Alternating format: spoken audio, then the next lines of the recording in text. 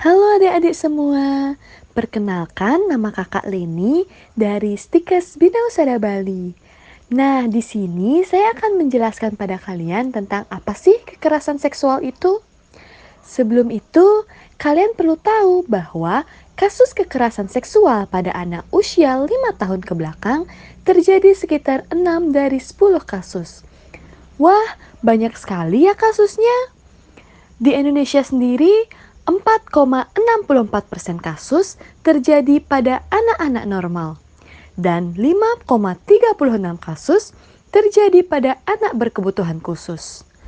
Nah, karena tingginya angka kejadian kekerasan seksual ini, maka perlu adanya edukasi untuk mengurangi terjadinya hal tersebut. Maka dari itu, yuk simak beberapa penjelasan ini. Apakah kalian tahu apa itu kekerasan seksual? Kekerasan seksual merupakan tindakan yang mengancam untuk menyentuh, meraba, mencium, dan merupakan tindakan tidak senonoh yang tidak dikehendaki yang bersifat memaksa sehingga dapat menyakiti korban.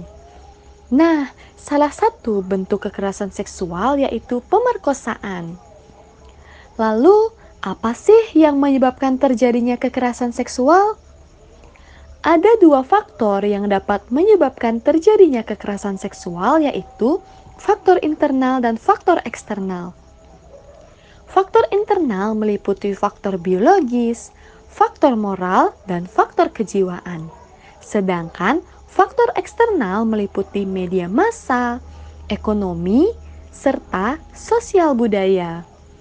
Lalu, apakah kalian tahu dampak yang diakibatkan dari kekerasan seksual itu?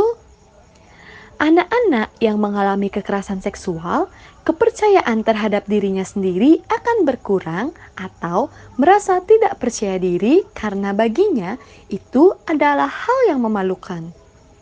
Trauma akan menjadi dampak yang paling rentan loh adik-adik. Selain itu, anak akan merasa tidak berdaya akibat kejadian yang pernah dialaminya, serta anak akan merasa malu dan rendah diri akibat perlakuan dari lingkungan sekitar akibat stigma yang diberikan. Jadi, dalam hal ini, peranan orang tua sangatlah penting loh adik-adik. Kenapa? Karena betapa pentingnya mengajarkan ke anak sedini mungkin tentang Created using Powtoon.